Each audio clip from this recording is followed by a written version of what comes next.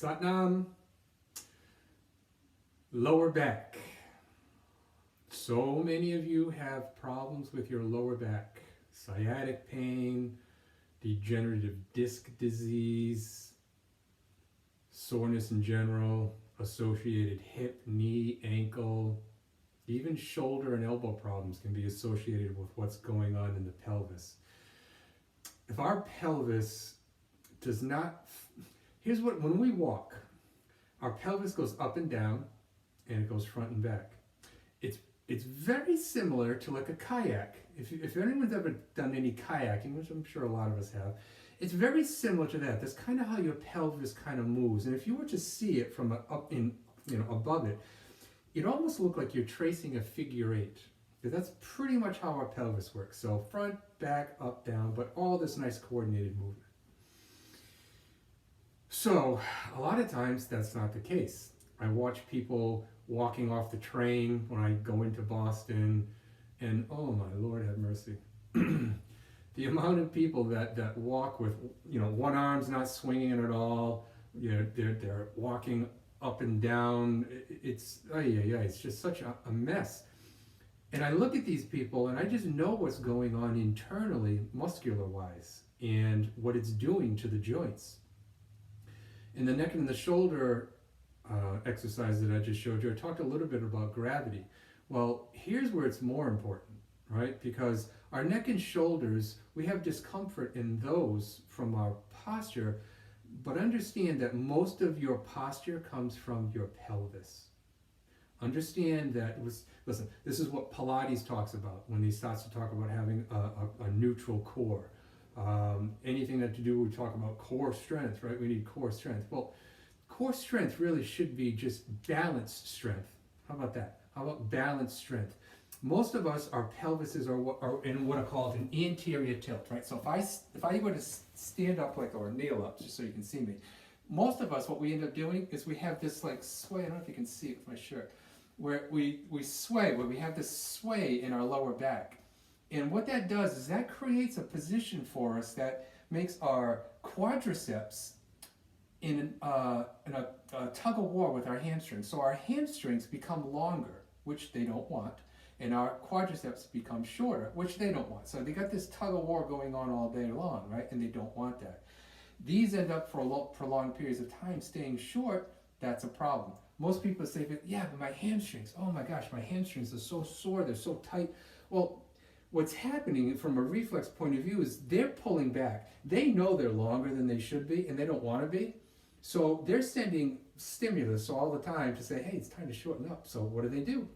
They have to contract. They get tight, they get taut. And then those three hamstring muscles kind of get stuck together, sort of like spaghetti. When you cook spaghetti, sometimes the spaghetti sticks together, but that's kind of how the fibers of the tissue can work as well. So we don't want that. We need to add some olive oil to that, right? So we can get them to break apart, feel better. So this is what I'm going to show you. I'm going to show you that two simple things that you can do. Very simple. Two very simple things that you can do. One is a stretch movement, but you're going to use a motion for it. And the other one is a motion as well, but we're going to use gravity as our friend with that, okay? So here's what we're going to do. You're going to sit out with your legs straight out in front of you. If you can, what you're going to do is you're going to grab on to your big toe with your fingers. So you're going to take these two fingers, you're going to kind of wrap them around your big toe, if you can reach. And if you can reach, take your thumb and then push it into the toe. So you're holding on to the toe sort of like this, right? If you cannot reach, don't worry about it. Wherever your hands are is where your hands are. So if we lean forward and we catch our toes and we push into our thumb, what we want to do is we want to lift up tall. We want to lift up tall. You do not want this. Watch this. You don't want this, right? You're not looking to try and put your head down to your knees. Think of taking your chest and have it hinge from here as one piece. That's what you're looking to do. You're looking to hinge from here, not this. This, you're doing nothing. We're trying to affect the lower back, and I want you to understand something. We're working the lower back. However, what we're really working on is we're working on our hamstrings and we're working on the upper thoracic spine. The hamstrings and the upper thoracic spine, they're like peanut butter and jelly. They go together. What one does, the other does. So we want them to taste good, right? So here we go.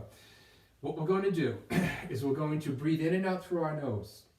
And you are far better off doing just this little movement. See this little movement? That I'm kind of staying nice and straight versus coming all the way down. That doesn't matter. How far we go is not important. What is important is the position of our spine.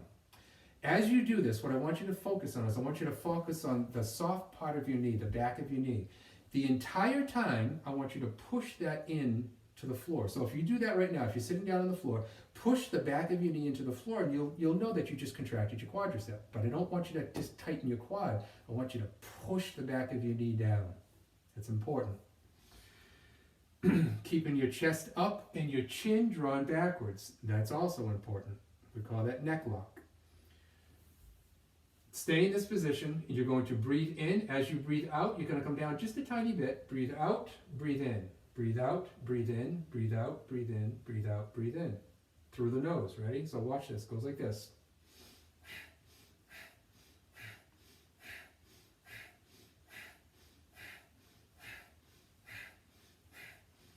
I just had 2 vertebrae move, I felt them.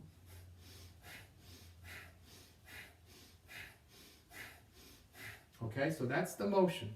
It's this in and out. You're gonna do that. You get options. You can do that either if you just want to count and you don't feel like timing yourself.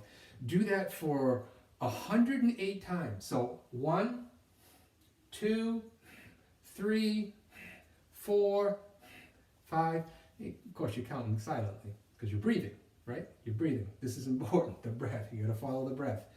Pushing the back of the knee in, holding onto the toes if you can. If you can't, you touch here, you touch here. You can even float your hands above you. If you float your hands above you, try to keep them parallel. See my hands parallel?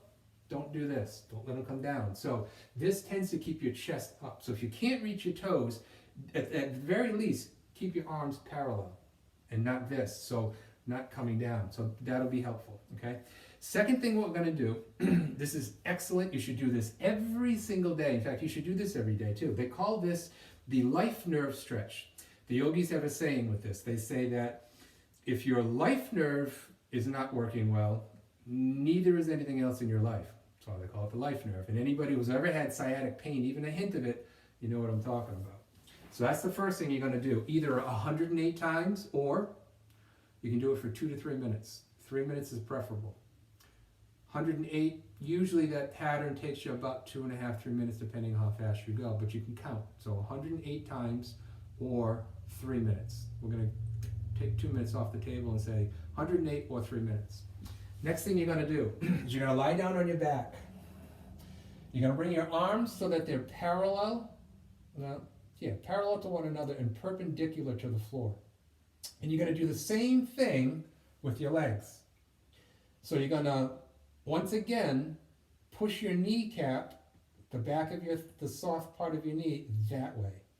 So this is going that way. And that should almost automatically have your feet flex just a little bit, point toward the ceiling. Now here's what we're going to do. And I want you to, as we do this, I want you to focus on the back of your knee, because what we're going to do is we're going to do very small circles, but we're just going to bring our legs in and out like this, just very small circles. While you're pushing your back into the floor, we're just doing these small circles.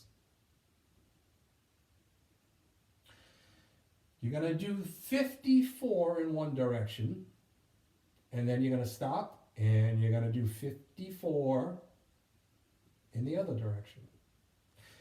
Keeping the back of the knee. If you focus on your knee making the circles, you're going to keep the body rhythm better. And again, you're taking your lower back, you're pushing that into the floor, and you're making these small circles, breathing in and out through just the nose. When you've done 54 one way and 54 the other way, you're taking a nice deep breath. You inhale, you squeeze, you exhale, you relax, and you relax your legs all the way down. What you can do when you're finished those 2 exercises, and this is a wonderful thing to do, In Kundalini Yoga, we call this baby pose. Many of you will look at it and you'll be like, oh, that's child's pose. Well, in Kundalini Yoga, we call it baby pose. And Kundalini names some of the positions differently. So, you know, if you think I call something by one name and you're like, that's not what it's called. Well, we call it something different. So if you sit down on your knees, on your heels, and the shins are touching, if you take your hands and just, with them facing the ceiling, you just bring your forehead down to the ground and you rest here. This is all you do. So you sit on your heels and you bring your forehead to the ground and you rest. This is taking your sacrum, it's taking the ilium, it's taking everything that kind of connects down in that lower back of yours, and it's bringing it into a proper position because we're using gravity. Same thing with the last position we just did. You can see that gravity is pulling our legs down in a very different way than what it normally does. That's what we're after, bringing that down this way. So, 108 forward bends, breathing in and out as I demonstrated. 54 leg movements in one direction and then the other direction, small circles. Back of your knee contracted so that it's pushing. You'll understand as you do it. And then lastly, you come into baby pose, and it kind of absorbs all three of those positions, brings it into one, makes your nervous system relax, and it also sets the sacrum into a better position. In time, the longer you stay in baby pose, you'll understand that your thoracic spine, just because of gravity, will start to do this, and it'll start to open up your chest. Baby pose is a wonderful thing to do. If you can do baby pose and build your time up to 15 minutes a day, you can kiss most of your lower back problems goodbye just by that pose, without even doing the other two. Just doing baby pose. You'd be very surprised at what it does for you. So, you've got your exercises, you've got your movements. Go ahead and do them. I wish you well. If you have questions or you want to make comments on it, reach out. Sat down.